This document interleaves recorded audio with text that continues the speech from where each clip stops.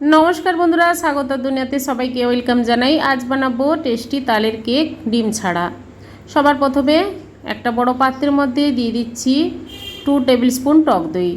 टक दई भालोभाबे फेटिए निते हबे मिनिट दुएक टाइम दिए। तारपर दिए देब चीनी हाफ कप, मिक्सिते गुঁড়ো करे दिए दिलाम। और देब हाफ कप रिफाइन अয়েল। এবার ভালোভাবে চিনি রিফাইন অয়েল টক দই একসঙ্গে আবারও আমি মিনিট দুয়েক টাইম দিয়ে ভালোভাবে স্মুথলি ফেটিয়ে নেব। এরপর দিয়ে দেব তালের পাল্প 2 টেবিল স্পুন দিয়ে দিলাম। আর ভ্যানিলা এসেন্স দিয়ে দেব 2 ড্রপ।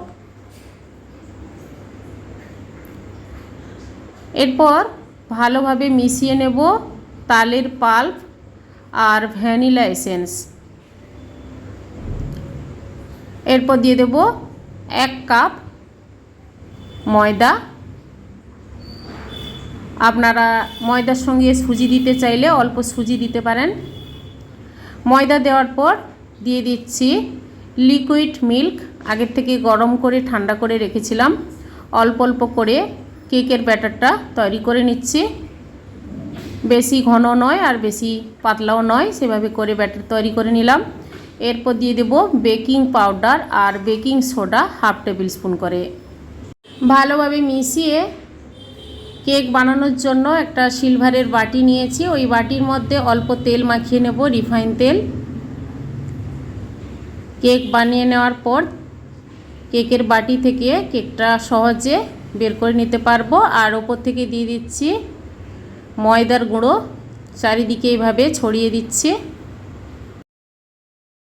এবার কেকের বাটির মাঝখানে আমি দিয়ে দেব লেখা কাগজ, ছোট্ট করে কেটে নিয়েছি। তারপর ওপর থেকে অল্প রিফাইন তেল লাগিয়ে কেকের ব্যাটার বাটির মধ্যে ঢেলে দেব। ওপর থেকে কিছু কাজু বাদাম, কিশমিশ আর নারকেল কোড়া এইভাবে ছড়িয়ে দিচ্ছি। এবার গ্যাস অন করে কড়াই বসিয়ে স্ট্যান্ড দিয়ে ঢাকা রেখেছিলাম, গরম হয়ে গেছে ভালোভাবে। এবার কেকের বাটি বসিয়ে ঢাকা দিয়ে 40 মিনিটস গ্যাসের ফ্লেম হাই টু মিডিয়াম রেখে দেব। 40 মিনিটস পর ঢাকাটা খুলে আপনাদের দেখিয়ে দিচ্ছি বন্ধুরা, তালের কেক কিন্তু সুন্দরভাবে তৈরি হয়ে গেছে। এবার কাঠের স্টিক দিয়ে আপনাদের দেখিয়ে দিচ্ছি, কেক কিন্তু কাঠের স্টিকের মধ্যে লেগে থাকছে না, সুন্দরভাবে তৈরি হয়ে গেছে। এবার গরম আছে, আমি সঙ্গে সঙ্গে কেটে সার্ভ করে দেখাতে পাচ্ছি না। কিছুক্ষণ ঠান্ডা হয়ে যাওয়ার পর আমি সার্ভ করে নেব। বন্ধুরা এভাবে তালের কেক বানিয়ে ফেলুন। কেমন হয়েছে কমেন্ট করে জানাবেন, লাইক করবেন আর সাবস্ক্রাইব করবেন।